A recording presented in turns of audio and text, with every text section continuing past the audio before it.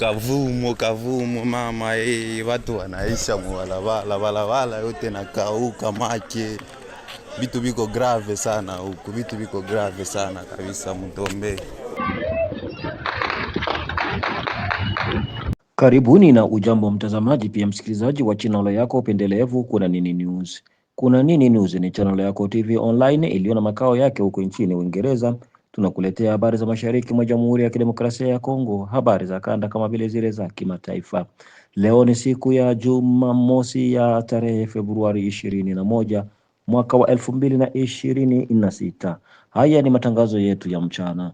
Katika yale tumekuandalia mtazamaji, pia msikilizaji, ni kwamba huko mkoani Kivu ya Kusini, haswa ndani ya tarafa la Kabare, hali ilikuwa sintofahamu, huku wazalendo ambao wanashirikiana na FARDC, jeshi la taifa, upande mwingine muungano wa AFC M23 na jeshi la Rwanda walikungutana sehemu hizo, na mambo yote kama tulivyoambiwa yalianza siku ya Alhamisi na yakaendelea Ijumaa. Mtazamaji pia msikilizaji, hayo ndiyo tumekuandalia leo, lakini kabla tuendelee, tunakuomba wewe ambaye bado hujasubscribe, huu ni muda wako. Usikose kusubscribe, usikose kulike, usikose kuacha comment yako na kutuandikia mahali ulipo, na kwa mwisho usikose kushare, yani kupartaje. Huo utakuwa ni mchango wako mkubwa kwetu na itatupelekea sisi kuja kesho kwa kishindo zaidi. Hivi tunakuomba waandamane nasi, tuanze pamoja na tuhitimishe matangazo yetu tukiwa pamoja. Mtazamaji pia msikilizaji, habari ambazo tunazo hivi sasa ni kutoka huko mkoani Kivu ya Kusini.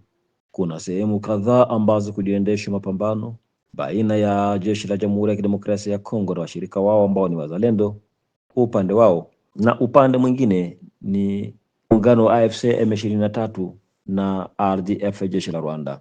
Sehemu za Kabare kama vile Mwenga, yaani tarafa la Kabare kama vile tarafa la Mwenga, kulishuhudiwa mapambano hayo yalipelekea watu wengi kuyama makazi yao. Kichukulia sehemu za Kavumu, shughuli zote zilisimamishwa.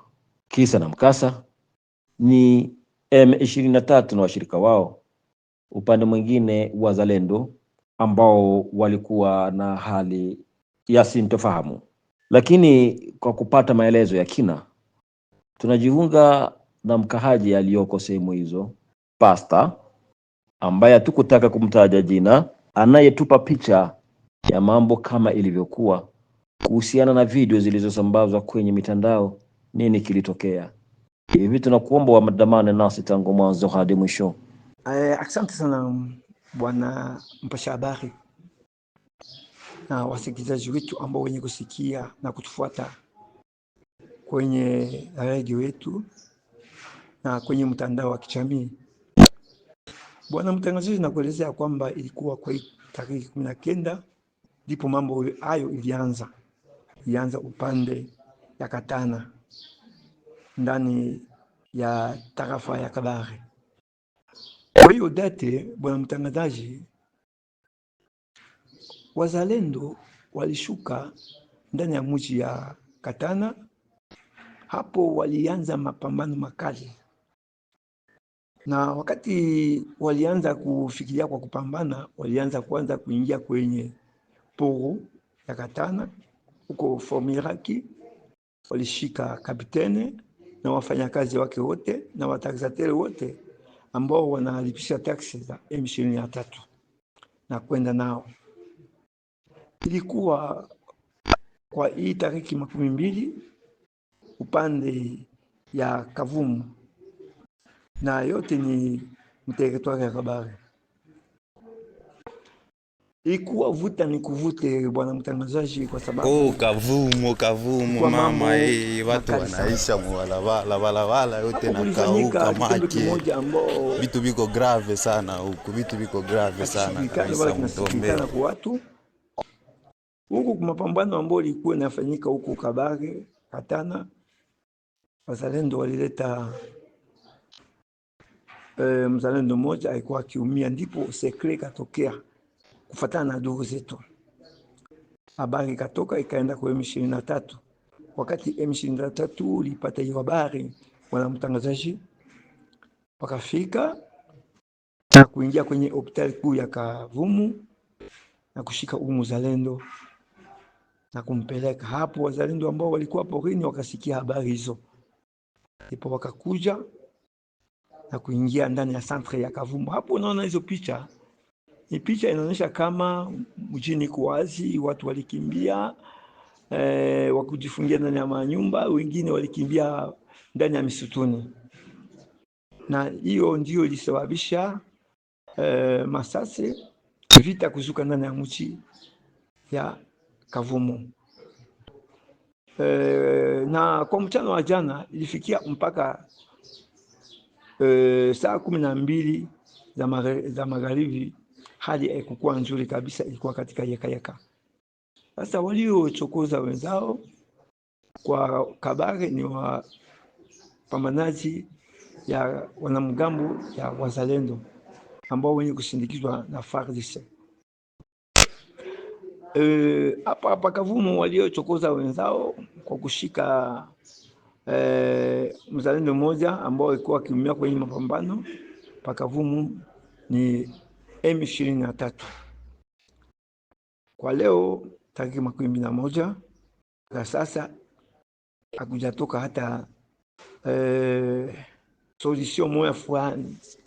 Hiyo ndio habari ambao tunazosikia na ambao tunaenda na kupeperusha kwenye radio yetu ya Uingereza, na najua kwamba kwa mchana leo bado hakujakuwa fununu za vita upande huu. Asante sana ndugu kwa pokea habari, na wengine wasikilizaji wetu ambao wenye kusikia habari hizi. Hiyo ndio habari kwa machache. Pasta, ninapokusikiliza vizuri, ninapokufuata vizuri, chanzo kwa yote ilikuwa ni nini? Kama ulivyotangulia kusema, kama ulivyoongea, chanzo ilikuwa ni nini kilisababisha? Yaani ni kwamba Katana ndo mambo yalianza.